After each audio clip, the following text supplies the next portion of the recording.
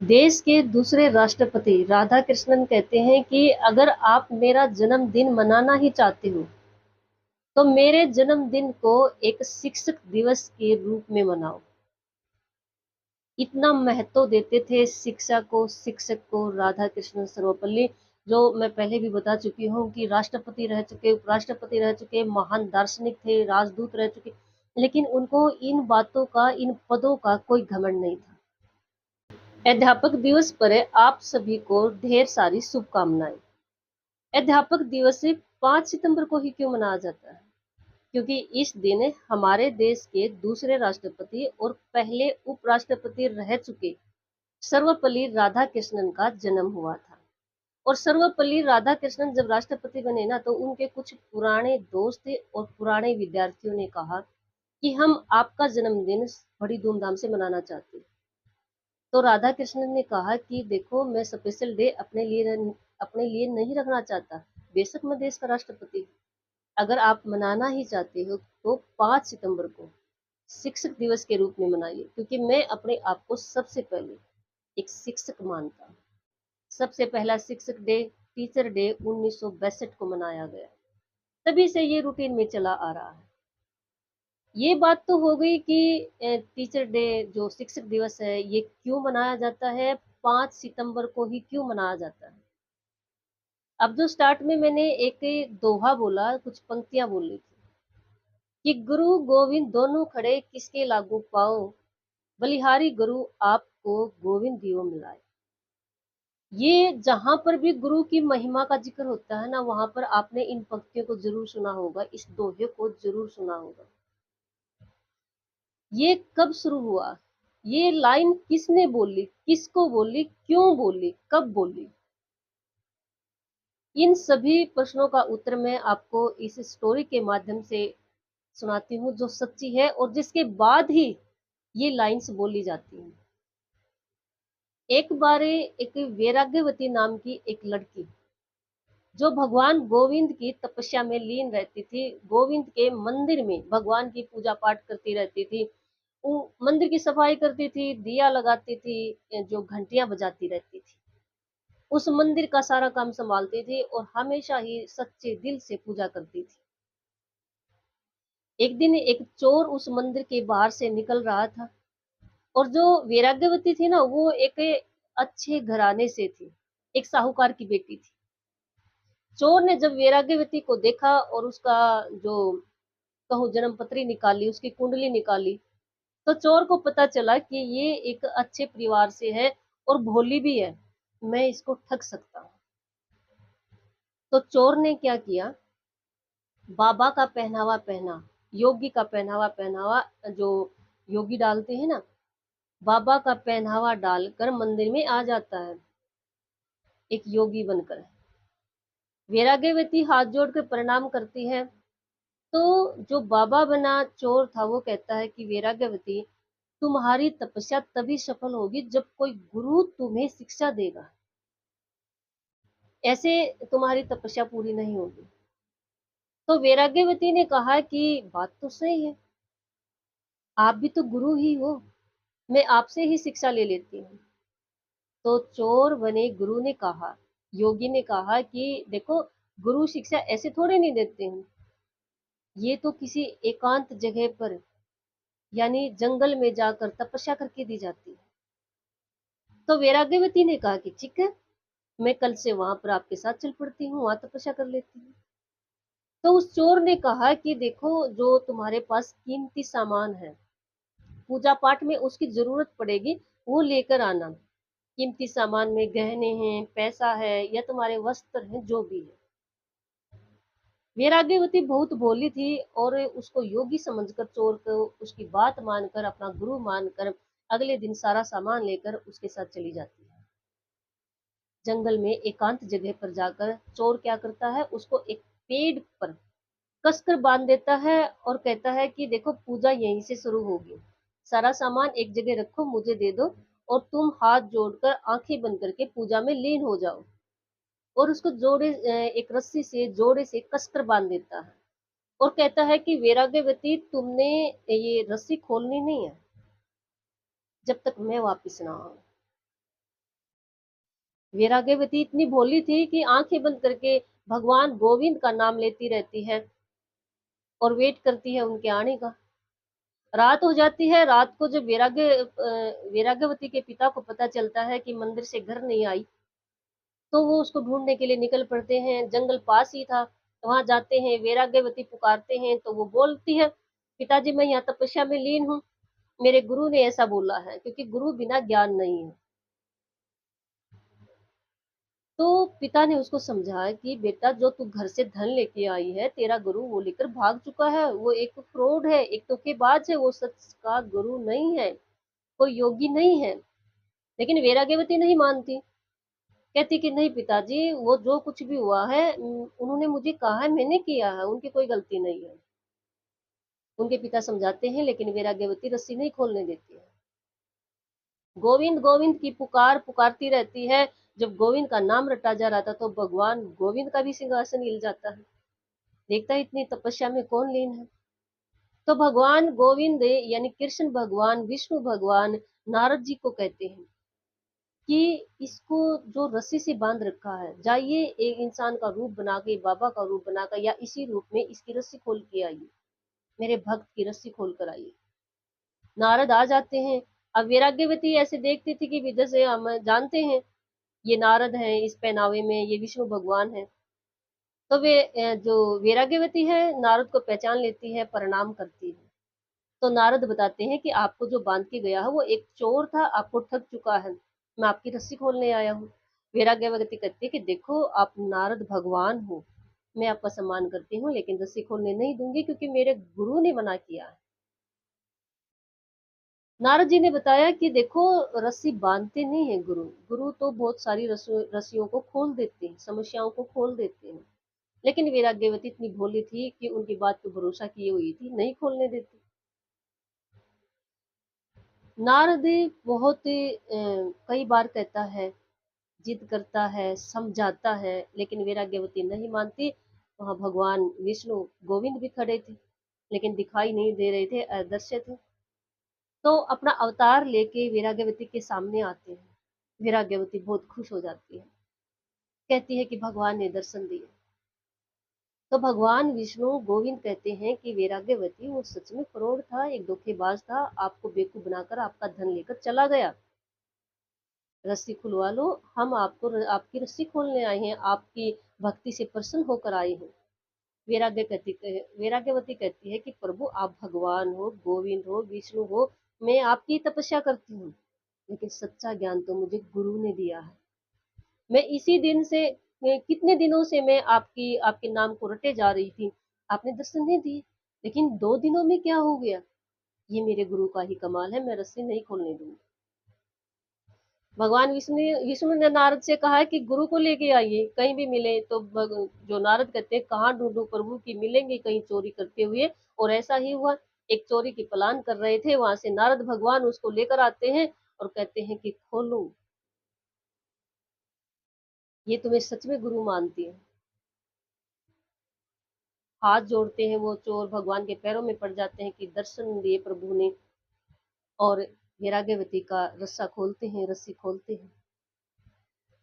अब इस भक्ति से क्या हुआ देखो, एक विश्वास की भक्ति से क्या हुआ, एक तो खुद भगवान से मिली वैराग्यवती, और एक जो चोर था, वो जो एक फ्रॉड था, एक धोखेबाज था, उसको भी सुधार दिया, उसको भी भगवान के दर्शन होने के बाद उसने चोरी करना छोड़ दिया।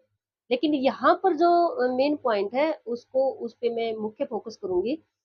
जब वैराग्यवती की रस्सी खोली जाती है, तब वैराग्यवती कहती है कि गुरु गोविंद दोनों खड़े किसके लागू पाए, गुरु बलिहारी आपको गोविंद दियो मिलाए। वैराग्यवती कहती है कि वो उस चोर को गुरु मानती है। तभी से ये पंक्तियां, ये दोहा प्रचलित है।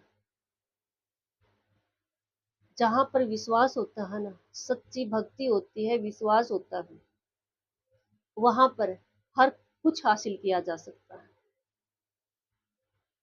कई बार हम देखते ना कि गुरु, आज देखो आजकल गुरु कैसे हो गए हैं। आजकल जैसे राम रहीम है, आशा राम है, ऐसे ही रामपाल है, ये कितने मतलब सबके सामने है, सबकी इनकी बातें, और भी बहुत सारे।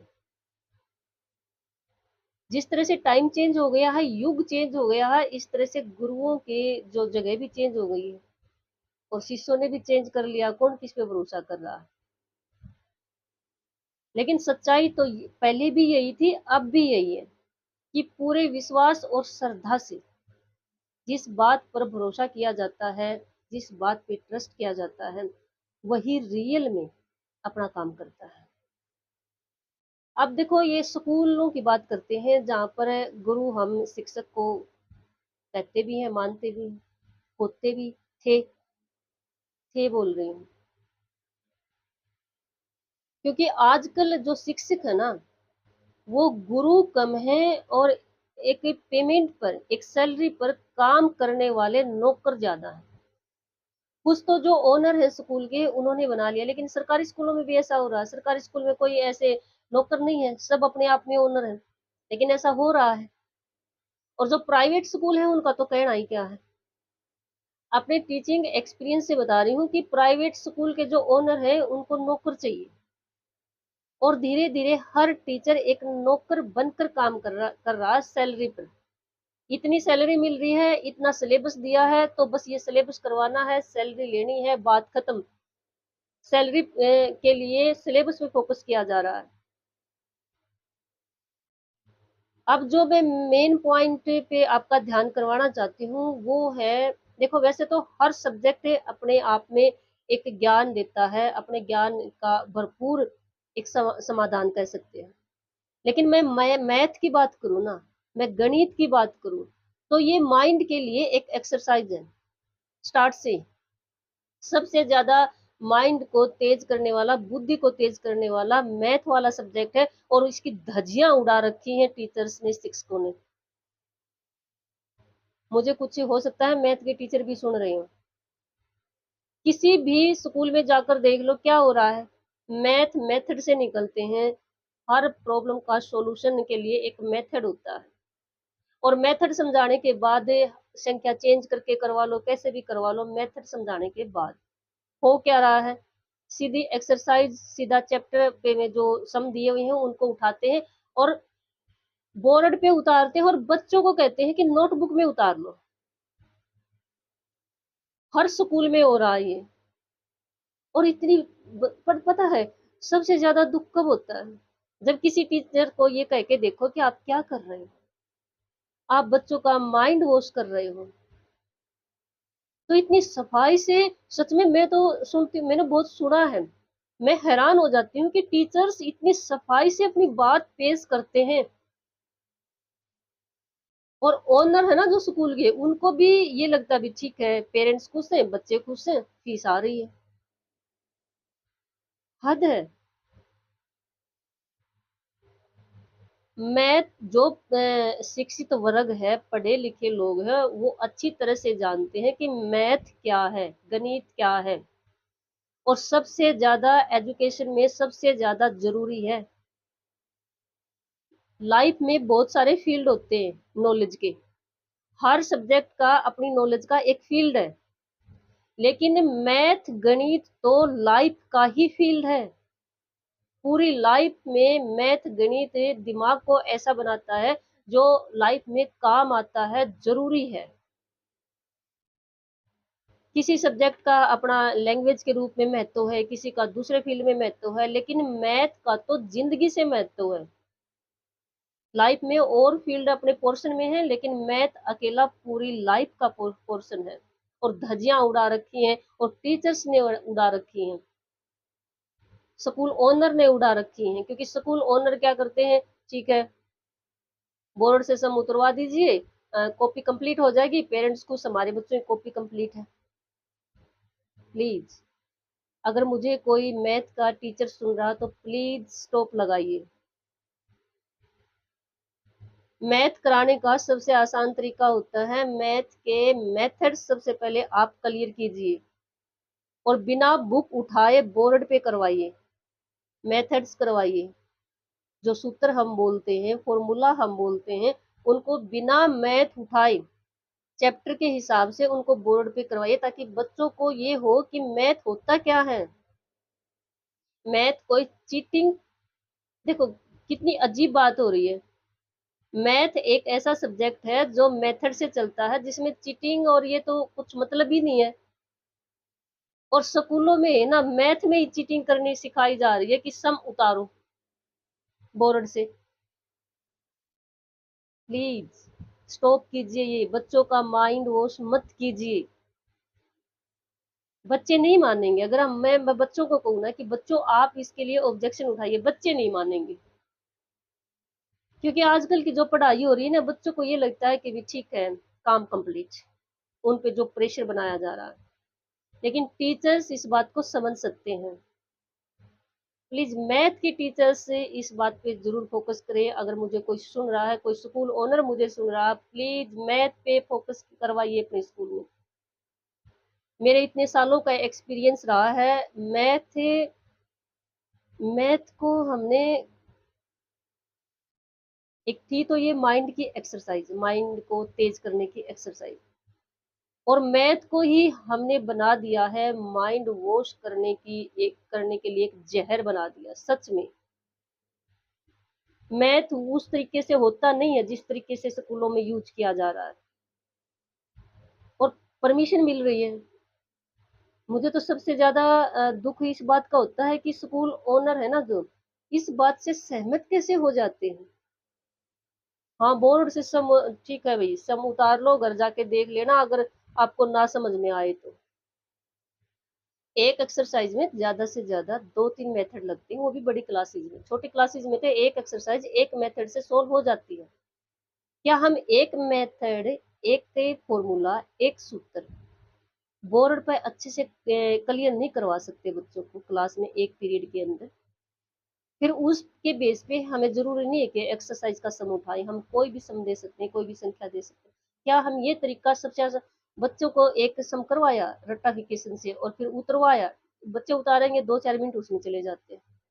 टाइम ही कितना होता है, 35-40 की ज्यादा से ज्यादा पीरियड होता है। मैथ के टीचर प्लीज, क्योंकि ये सबसे इम्पोर्टेंट सब्जेक्ट है बच्चों के लिए, और लाइफ के लिए बोलूंगी मैं, बच्चों के लिए नहीं, लाइफ के लिए। हर फील्ड एक पैसा कमाने का तरीका हो सकता है। पैसा कमाने में हर सब्जेक्ट ज्यादा ऑप्शन दे सकता है, लेकिन माइंड के लिए, लाइफ के लिए मैथ से बढ़िया सब्जेक्ट नहीं है। माइंड की एक्सरसाइज है ये, तो इसको एक्सरसाइज की तरह पढ़ाए, एक्सरसाइज की तरह बच्चों को यूज करना सिखाए। प्लीज ये रटाफिकेशन, चीटिंग, ये मैथ नहीं है। इस तरह से बच्चों का माइंड वॉश ना करें। जो शिक्षक दिवस है हम मना रहे हैं, ये सब फॉर्मल होता जा रहा है, बच्चों के लिए भी और टीचर्स के लिए भी। सच में बच्चे जो शिक्षक को, अगर जैसे मैंने ये स्टोरी सुनाई वीराग्यवती की, ऐसे कोई ट्रस्ट करता है? कोई भी नहीं करता। सब स्कूल से लेके जड़ ही खत्म हो गई है। एक सिलेबस बना देना, टीचर का भी ध्यान उस सिलेबस पे, बच्चों का भी ध्यान उस सिलेबस पे, और ओनर का ध्यान सिलेबस, पेरेंट्स का ध्यान सिलेबस पे दिलवाकर ओनर का ध्यान फीस पे। ये शेड्यूल है, ये मैनेजमेंट है, जिसके लिए वीक में या महीने में एक मीटिंग बैठती है सिर्फ इस बात के लिए।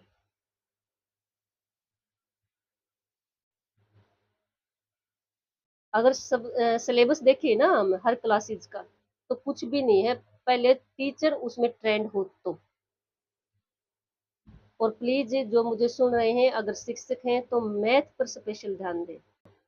अपनी जिंदगी में ये बात हमेशा याद रखें कि जिंदगी का सबसे बड़ा गुरु माँ होती है। जब गर्भ में 5वां-6वां महीना स्टार्ट हो जाता है ना, तभी माँ की फीलिंग्स अपने बच्चे पर काम करना शुरू कर देती है। और फिर पैदा करने के बाद एक इंसान बनाने तक, यानी जब तक बच्चा अपने पैरों पे खड़ा नहीं हो जाता, माँ की जो भूमिका है ना, वो सबसे बड़े गुरु की है। आप चाहे किसी भी गुरु को मानते हो, आप चाहे किसी भी गुरु की रेस्पेक्ट करते हो, किसी भी, ये आजकल तो राम रहीम वाले जैसे भी गुरु हैं, आप चाहे किसी भी गुरु को कितना ही महत्व दें, लेकिन ये कभी ना भूले कि सबसे बड़ा गुरु आपकी माँ है।